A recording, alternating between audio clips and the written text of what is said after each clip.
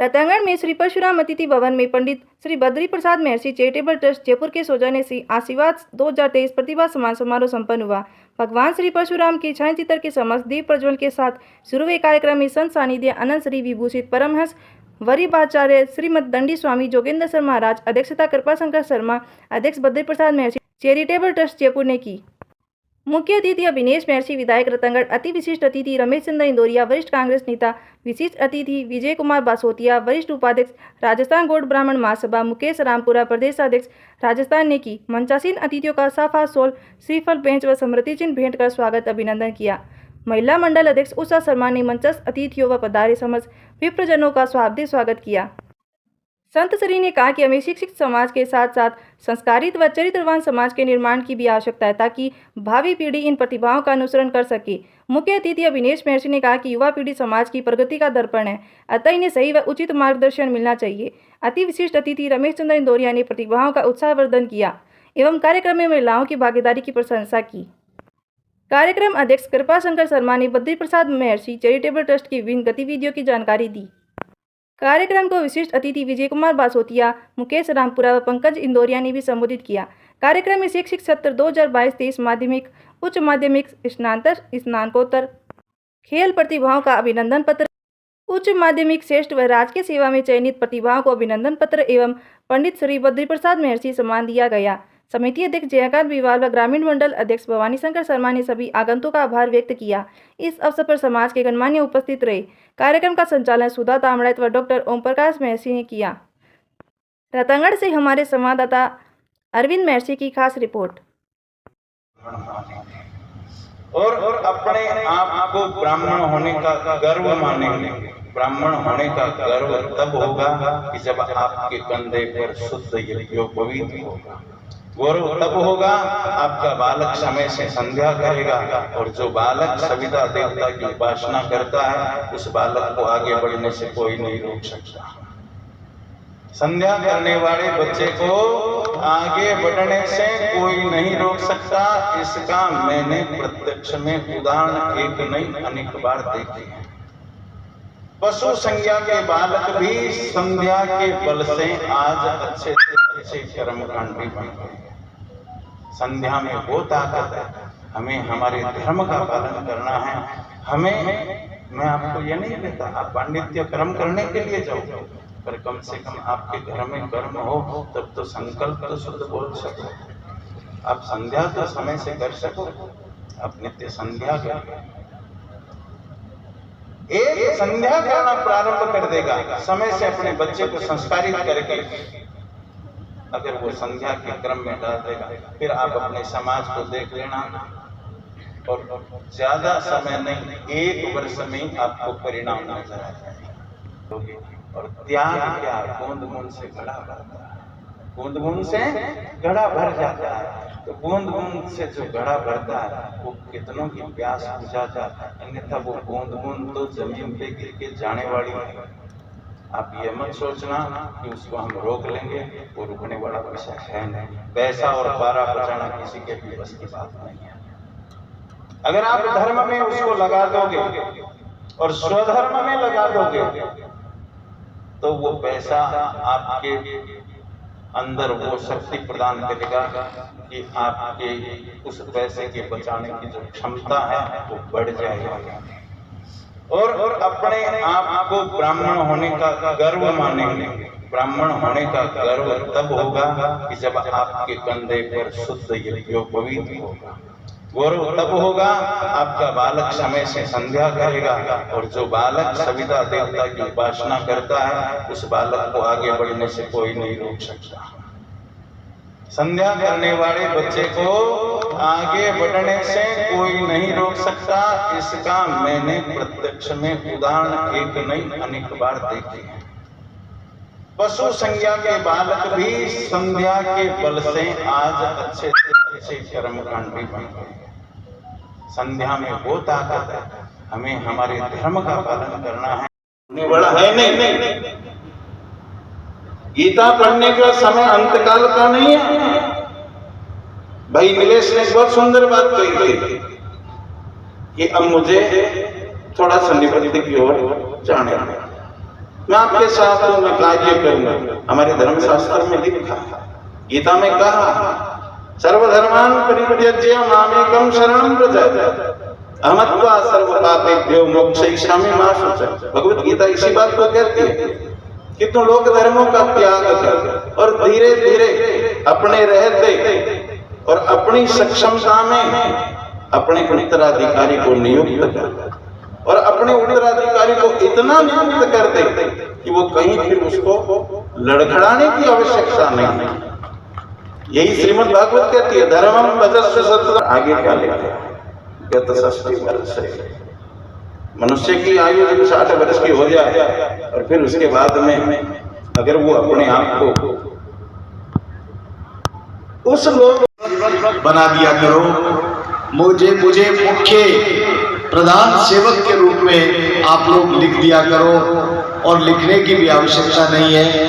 मैं ईमानदारी से कहता हूं कि जिस धरा पर मैंने कार्य किया है, जिस धरती के ऊपर मेरा जन्म तो नहीं हुआ, लेकिन भगवान ने मुझे वो सौभाग्य प्राप्त करने का सुअवसर प्रदान किया जिसमें मैं मेरी कर्म भूमि के अंदर आप सब लोगों का आशीर्वाद लेकर के राजस्थान की सबसे बड़ी पंचायत के अंदर आप लोगों के हक और अधिकार की लड़ाई लड़ने का जिम्मा आप लोगों ने मुझे दिया।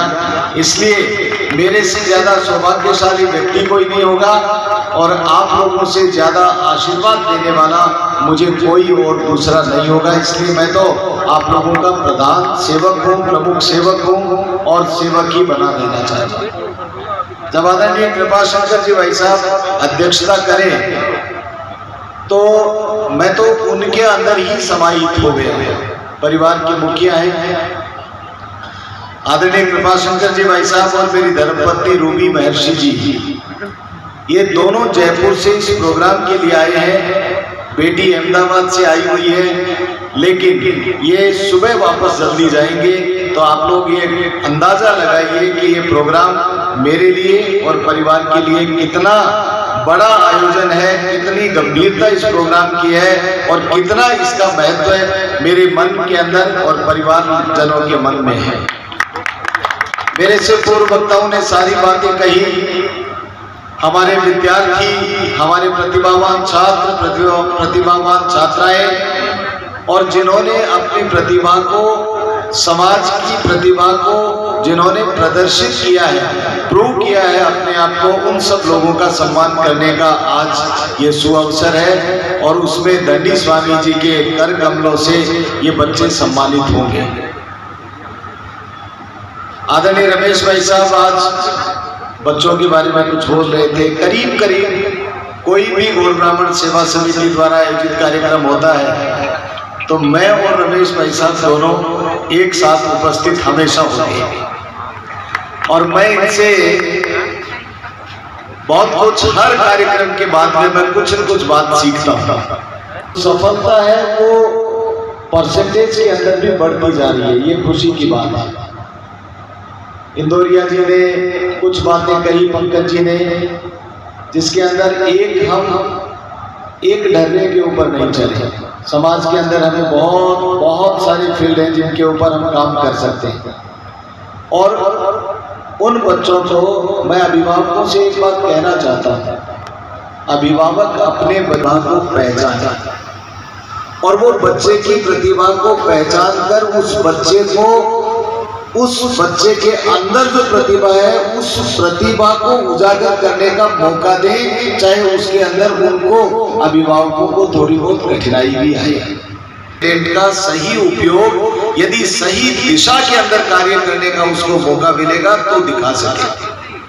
कई बच्चे ऐसे हैं जो मेडिकल में नहीं जाना चाहते, लेकिन हमारे अभिभावकों के मन में डॉक्टर बहुत बड़ी चीज है, इसलिए वो अपने बच्चे को, इंटेलिजेंट है बच्चा लेकिन अपने बच्चे को वो डॉक्टर बनाना चाहता है। बच्चा डॉक्टर नहीं बनना चाहता है, बच्चा तो मिसाइल मैन बनना चाहता है, बच्चा तो बड़ा होकर के बड़ा इंजीनियर बनकर के साइंटिस्ट बनना चाहता है।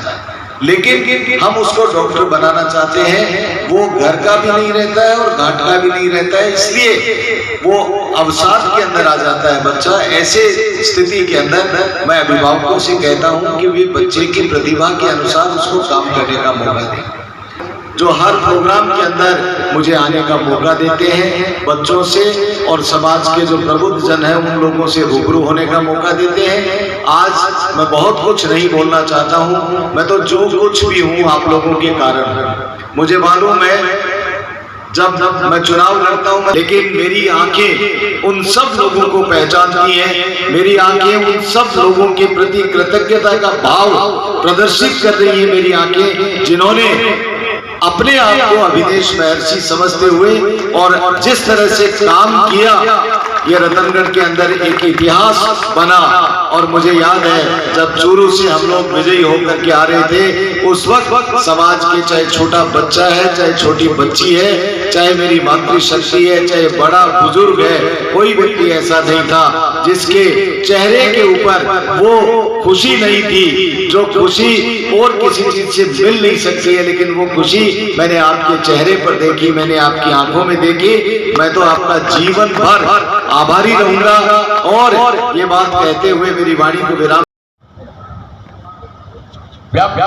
में जो प्रतिभा है उनको हमें सम्मानित करना,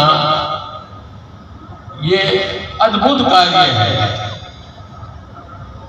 हर साल आप ये प्रोग्राम करते हो और इस प्रोग्राम में हर बार आपके घटनानुसार संख्या बढ़ती जा रही है। हमारे बच्चे अपनी शिक्षा में विशेष रूप से ध्यान दे रहे हैं। अभी नीरेश ने बताया प्रतियोगिताओं में भाग लिया, उसका हमारे समाज के आपसे जो छोटे बच्चे हैं, आपके समांतर आयु के लोग हैं, उनको भी अपना अनुभव आप दे, जिससे हमारे समाज के लोग आगे बढ़े, अपनी अच्छा और बढ़िया बनाए, साथ साथ में समाज के प्रति भी उनकी चेतना जागृत हो। ये इसीलिए तो यहाँ प्रोग्राम है ना कि आप जिस समाज में और जिस समाज और कुल में पैदा हुए हैं, ये एहसास करा रहा है आपको। आप नौकरी लग गए, आपको कोई सम्मानित नहीं करता, आपको कोई बुलाता नहीं, तो आप कितने लोगों को आज के उत्सव के पर्व पर मैं अपनी तरफ से प्रणाम नमस्कार या ध्वजा करता हूँ, क्योंकि ये सारा जो सामने बैठा है समाज, वो सारा मेरा परिवार है, इसलिए सबका नाम लेना इतनी खुशी की बात है। ये देख के कि समाज में कितनी जागृति आई है समाज के विकास में। वैसे तो क्या महर्षि चैरिटेबल ट्रस्ट द्वारा हमारे आदरणीय श्री कृपाशंकर जी जो अध्यक्ष हैं वो पधारे, उन्होंने हमें सानिध्य प्रदान किया, उनका भी आभार।